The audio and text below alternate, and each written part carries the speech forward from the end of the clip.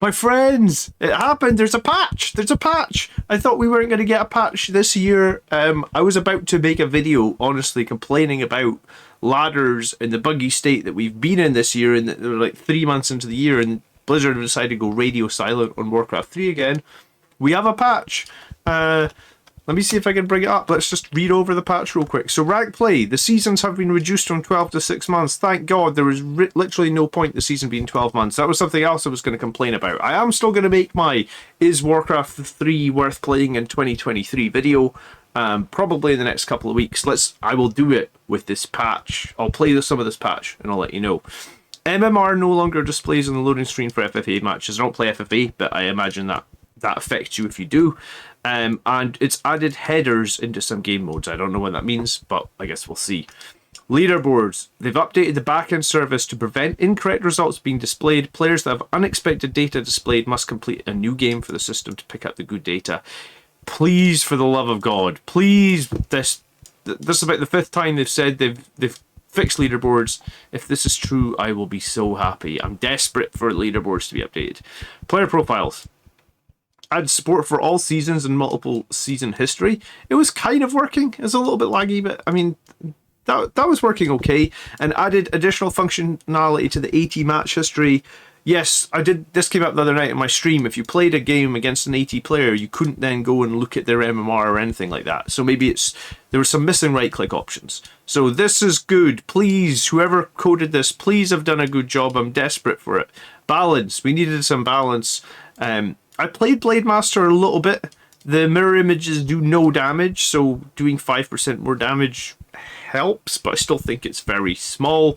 And XP from mirror image is now capped at 30. Again, I don't think this is going to change. I still think Shadow Walk. I don't really play Blade Master, but the one that you go invisible, I think it's called Shadow Meld or Shadow Walk or whatever one that lets him go visible and come out of invisibility doing critical strike. I think it's still a lot better than the mirror image.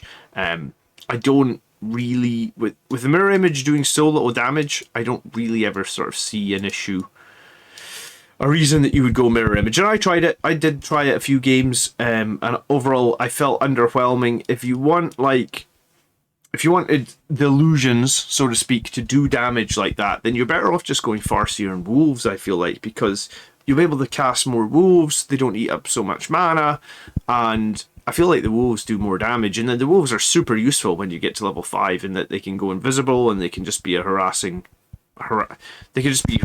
nightmare to deal with. Demon Hunter Immolation. I can't believe they made Immolation so strong. They have scaled this back a little bit. They have reduced its damage from 8, 12, 18 to 7, 12, 18. So that reduces just level 1. Still very high at level 2 and 3. Apparently the DPS has gone down, or this is the DPS now. Immolation mana drain has increased, so you will drain mana quicker. I feel like we'll have to test that, because I feel like if you play, I don't really play human, but if you go Demon Hunter and you just harass on the human's peon line, he can kill a lot of peons and still have mana left. So small increments is probably best, right?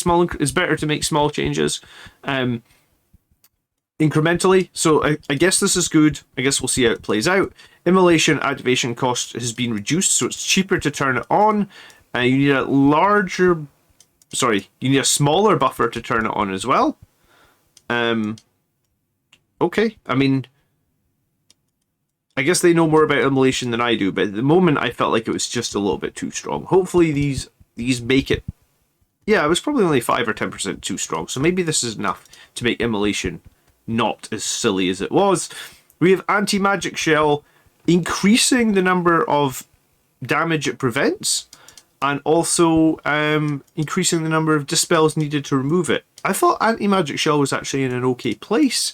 So, I mean, maybe as an Orc player, you don't do a whole ton of direct magic damage. Yeah, I don't know. I feel like AntiMagic Shell was okay, but I mean, I guess that's a change. Okay, bug fixes. Fix an issue where Destroyer's Dispel was not removing AntiMagic Shell. I didn't know that. I don't play Undead, but fine. Fix an issue where workers would still have a repair rate reduction from Liquid Fire even after debuff expired. Alright, cool. Fix an issue where players cannot progress past Act 2. I did hear that some people were getting stuck in the campaign again, so that's really good. They fixed it. Various maps in the map pool have been updated. All right. Fixed an issue where stats would show player names in FFA. Okay, I mean, you don't want players to know who's each other. Fixed an issue where players get a loss instead of a win in rank play. That hasn't happened to me much, but people are still complaining about it. The thing is, that's been happening for a year now, and they've mentioned that being fixed in like 3 patches. That's why I'm a little dubious, and that's why I still will make that video at the end of the year. Fixed an issue where leaderboard does not update appropriate from RT. That happens all the fucking time. Please God, let that be fixed. Fixed an issue where users have accounts in multiple regions would show incorrect amount of wins. Okay, I don't have an account in multiple regions, but I guess that might affect you. Fixed an issue where placement matches would not record. That still happens. That has been happening for about a year. Fixed an issue where games would fail to process with an early lever. It didn't happen so often, but can still happen, I guess. Fixed an issue where games would fail to process with AT versus RT in an early lever. I don't know. Fixed an issue where 4v4 match history would be misaligned. I don't play 4s. I would like to, but I haven't got into it yet. Fixed an issue where the second place player in FFA would lose MMR and fourth player would gain MMR, so it's just like an MMR fix. Fixed an issue where match history details could be inaccurate. Fixed an issue where custom campaigns would sometimes remain on screen in other game modes. Okay. Fixed an issue where loading screen text would be misaligned. I haven't seen that. Fixed a crash that happens when you exit a map with no restriction. Haven't seen that. Fixed an issue where player profile, match history, AT filters are not showing the correct information about your matches or not showing all of your matches.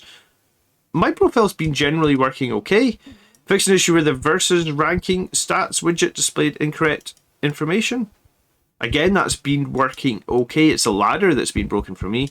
It's added localization from text, fixed an issue where map information was missing, and then fixed an issue where players getting ranked after playing only 3 matches instead of 5. I've seen that happen as well. What they haven't mentioned is there is just a random crash / early disconnect that's happening in a bunch of matches. It's probably happened to me. It happened to me once or twice this season, I think. But I've seen it happen in multiple matches against me, like at least 10 times. So there is sort of like some crash. I don't think it was mentioned there. There is a crash where some players are just occasionally crashing to desktop. Maybe they need more information on that. If you do have that happen to you, I guess submit a bug report. But it looks like we have actually somebody working on the game again. Yes. The last thing to say about this, and this raises a very interesting question, and I'm going to be putting up a poll on my YouTube channel, on my community page in the next couple of days about this, is would you be willing to pay a small fee, let's say $5 a month, for them to actually support and improve Warcraft 3? So I'm going to put up a poll about what you guys think. I am an older gamer. I don't have a lot of time, so I generally only play one game at a time. If I'm playing, let's say, World of Warcraft, which I have played in the past, or another MMO, then I generally am happy to pay $10 a month to do that. If Blizzard's problem with Warcraft 3 is that it's not making them enough money, so, you know, we get radio silence and then we get this sort of like... I'd say this patch is like an 8 out of 10, maybe. It addresses some of the key issues that I have right now, but there's not really any innovation, or there's nothing pushing the rhetoric forward, right?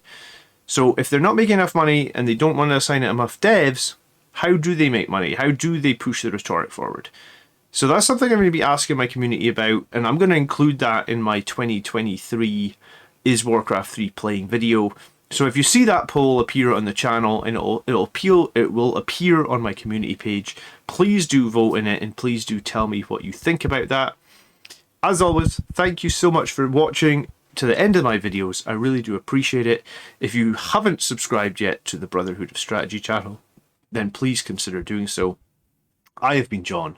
You have been awesome for staying to the end. And I will catch you in the next video. Stay strong, my friends. Peace.